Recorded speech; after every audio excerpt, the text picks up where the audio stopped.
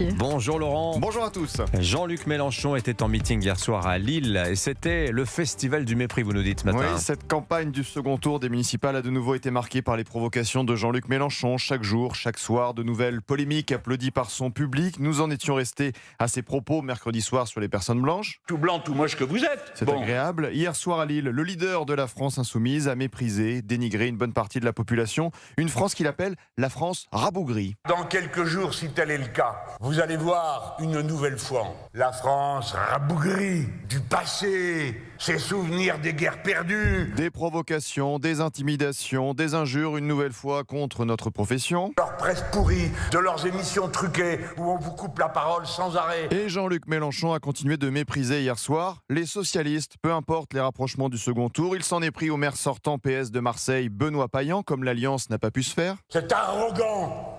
Maire pochette surprise de Marseille décide qu'il ne parle à personne alors qu'il est menacé. Coucou Olivier Faure, François Hollande, allez-vous défendre vos troupes? Parce qu'hier soir, c'est encore le festival du mépris des socialistes. Jean-Luc Mélenchon en a remis une couche. Pourquoi se sont-ils fichus dans un piège?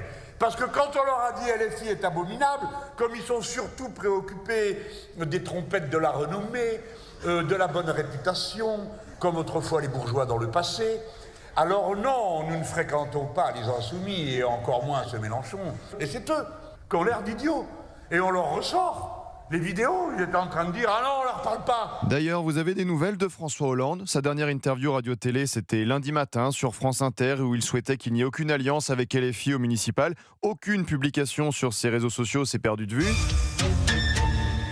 Ah si, dans un entretien à l'Opinion hier, il a regretté qu'Olivier Faure, le patron du PS, n'ait pas clairement posé de règles pour encadrer les accords avec LFI. En clair, c'est pas ma faute, je n'y suis pour rien. Et justement, Olivier Faure, sa dernière interview radio-télé remonte aussi à lundi, c'était aux 20h de France 2. Il se planque, une semaine pour les socialistes qui laissera des traces, des alliances avec la France insoumise dans plusieurs villes municipales alors qu'il n'en était pas question. Allez, réécoutons ces grands moments d'histoire politique, comme dirait Herbert Léonard.